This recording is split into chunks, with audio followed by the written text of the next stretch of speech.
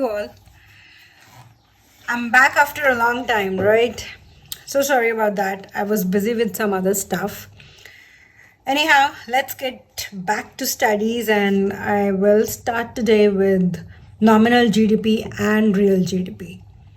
Okay, so I hope everyone knows what a GDP is. GDP is the market value of all final goods and services produced within a domestic territory of a country measured in a year. So that's your GDP. All right.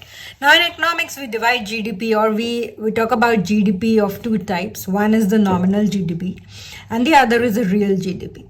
So nominal GDP is basically the value of GDP at the current prices. Right. You'll understand this better as I'll be doing a numerical on this. So, but right now I'm just giving you a background, a theory. And then we have real GDP, which is basically a value of GDP at the constant prices. Okay. All right. Then how do we calculate real GDP basically? So anyhow, the nominal GDP divided by your price index into 100 gives you your real GDP. Now, next question should be that, okay, what's a price index? So a price index is an index number which basically shows the difference in price level between two different time periods. Okay, so it's an index number that gives me, okay, so how much the prices differ from one period to another. That's your price index. Right now in economics, there are various price indices. There is GDP deflator, there is consumer price index, there is production price index. In India, we also have wholesale price index, right? But I'll be concentrating on GDP deflator, okay? It is a price index that is calculated by the ratio of nominal GDP to real GDP in a given year. The deflator measures the change in prices that has occurred between the base year and the current year. This is so because in the calculation of real and nominal GDP of the current year, the volume of production is fixed. Therefore, if these measures differ, it is only due to change in the price level between the base year and the current year. All right. Okay, so I have a numerical on this that will make things much better and clearer.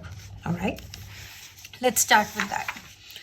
Okay, let's say, for example, we have this table where we have data for, let's say, 2000 and 2010.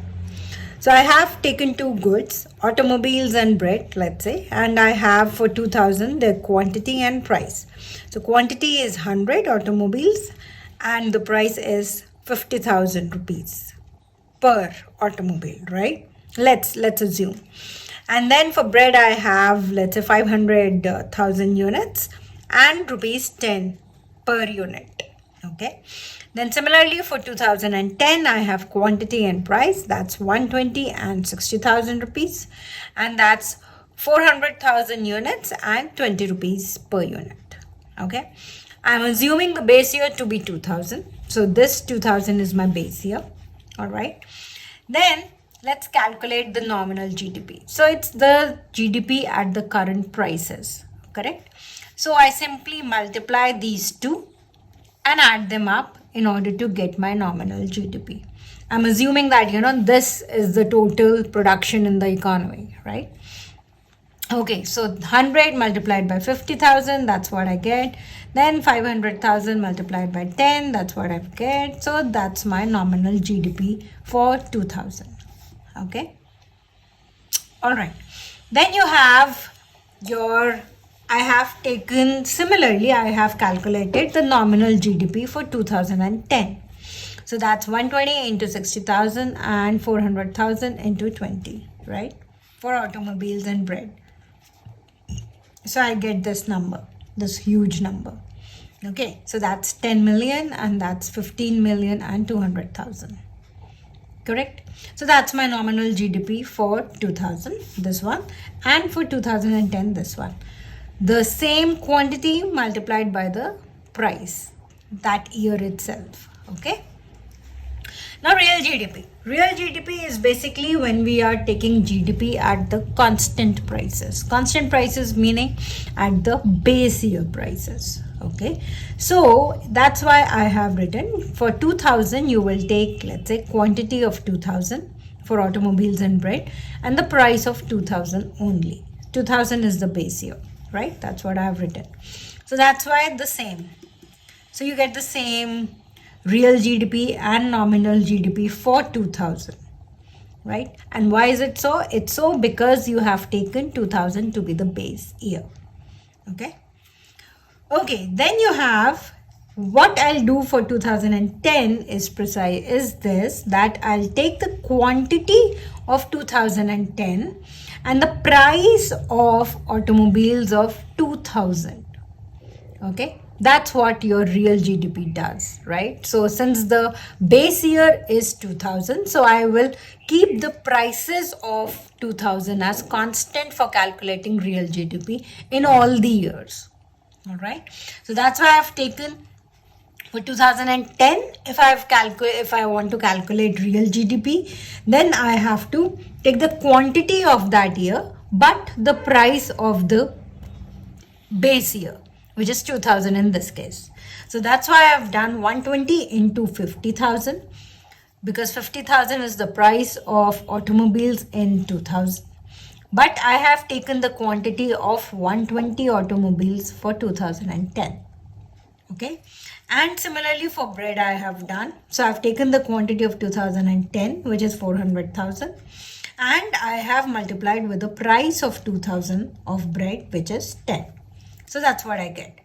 So this 10 million is basically my real GDP for 2010. Okay, can you see the difference between the nominal GDP of 2010 and the real GDP of 2010? So the numbers differ, right? Okay, once you have calculated this, let's just go to the formula where we say that the GDP deflator of 2010 or GDP deflator, how we calculate, we basically do nominal GDP of that year, same year, right? And the real GDP of that year. Okay, so multiplied by 100, you can do that, right? So your deflator comes out to be 15 and this divided by this, you get 1.52, right? So this cancellation 0 zeros goes, so it's 152 divided by 10, that gives you, divided by 100, that gives you 1.52, right? Why the GDP deflator of 2000 is 1? Because the nominal GDP for 2000 and the real GDP for 2000 is the same. So it comes out to be 1. Do you understand? All right. Okay. You can do that in, you can write here as multiplied by 100 also. So that gives you just 152, right? That's one and the same thing. You multiplied by 100, that gives you 100. Right, so it's the same thing. You need not write, or you write, that doesn't make any difference. But yes, the formula is what you have to understand, that GDP deflator is given by nominal GDP divided by your real GDP for the same year. All right. Now after that we have the index number. So GDP deflator is an index number. Okay. From that index number, that's what the actual calculation is. Now we come to calculate the inflation rate in the country or in an economy. So inflation rate is basically given by, for 2010, if I have to calculate, is GDP deflator of 2010 minus the GDP deflator of the previous year divided by the GDP deflator of the previous year. Okay. So that's how you do it. So you basically write the GDP deflator for 2010, which is 1.52, minus the GDP deflator for 2000, right, which is 1, that's what we get, and GDP deflator of 2000, which is again 1, and you multiply that with 100. So 1.52 minus 1 gives you, divided by 1 gives you 0.52, multiply by 100, and that gives you 52%. Right? What does it mean? So what does it imply, or what's the inference? That's what important is, right?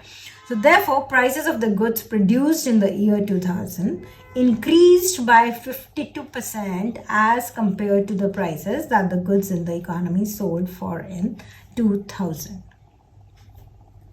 All right. So the price increase was 52% from 2000 to 2010. Okay. So prices of the goods produced in the year 2010 increased by 52% as compared to the prices in 2000. All right. Okay. All right. Thank you so much. Hope that was fruitful. See you next time.